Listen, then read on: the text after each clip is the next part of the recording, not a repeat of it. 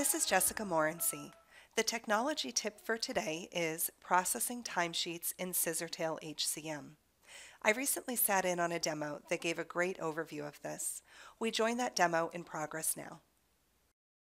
So this is kind of listed in a checklist type of format where it's going to take you step by step through that process of getting this payroll out the door. So the first step here is to review the timesheet status. What we're going to look at here is that this is showing the administrator what the status is for these timesheets. So theoretically, you want to get in here and you want to see that your timesheets are approved and ready to go. But if they're not approved, you're going to be able to see that status, and you're going to be able to see if they've already been submitted and they're pending approval, or if they're still open, and you define what that workflow looks like. So if you want to have your managers do that timesheet approval first, and then you want to have the second level of approval, you could do that. If you want your employees to be forced to sign off on their timesheets and submit them to the manager first, we can do that. It's really up to you guys to kind of determine what you want that workflow process to look like. We can set up email notifications as reminders. So for those employees that are going to need to sign off on their own timesheets, we can send them a reminder at the end of the pay period to say, hey, go in and sign off on your timesheet. They will just log into their employee self-service portal, they'll pull up their timesheet, and there's a button up at the top of the timesheet that would say submit for approval. For those other employees, we can set them up so that it automatically submits the timesheet for approval at the end of the pay period. And then it'll go to the manager. The manager would be able to review those timesheets and approve them. The approval process will look similar to what we're looking at here. It would just be a list of timesheets. They would be able to certainly drill down into those timesheets if they wanted to review that information further. But also this report can give you some of the basic information like the total number of hours that were worked. You can add additional columns if you want to see more of a breakdown of the hours. You could do maybe total hours, overtime hours, vacation. You can put any of that type of information on this report.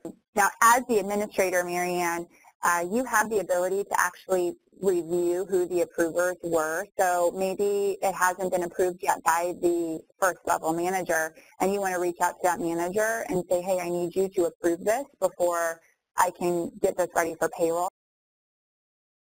And you can certainly reject the timesheet and then send it back to the manager so the manager can take a look at it. So if there was something, maybe there was a missing punch. When there's a missing punch, you're actually going to receive an error message if you try to approve it. And so, the manager would have also received the error message, but if they overwrote it for some reason, you can send it back to them. You can reject it and send it back to them and say, hey, there's a missing punch. When you reject it, we'll ask you for a comment. So when they get that notification back, it will say this timesheet was rejected with the following comment.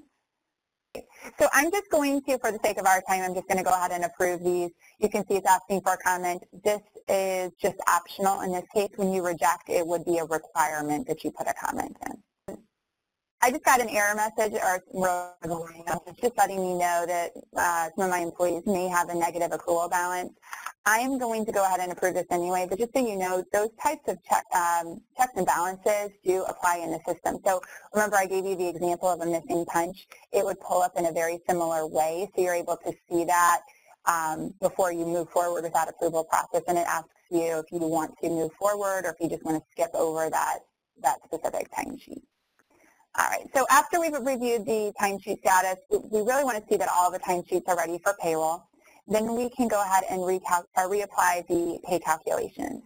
So this is really taking into account any of your overtime rules. If you have any rounding rules, that would be applied here. If you have any shift differentials, it's going to make sure those are all calculating correctly. So just make sure everything is being calculated appropriately. Once you've reapplied the pay calculations, then you can go ahead and review the results. This is just pulling up kind of a final report saying this is the information that we're going to be sending over to payroll. I'm not sure why I didn't have anything pull up there, but what we have here is also it's checking for error messages. Let's say you had approved a timesheet with a missing punch. That's going to appear here as well. So we have multiple places where those error messages are going to be caught so that you have multiple chances to correct those before you move forward and create that payroll interface file. So the next step that we have here is to create that file. It's just going to create the file for your payroll solution. It will already be formatted appropriately, and you'll just export that information out of the system. And then the last step there would be to lock down that pay period to prevent any further modification from being made to those timesheets.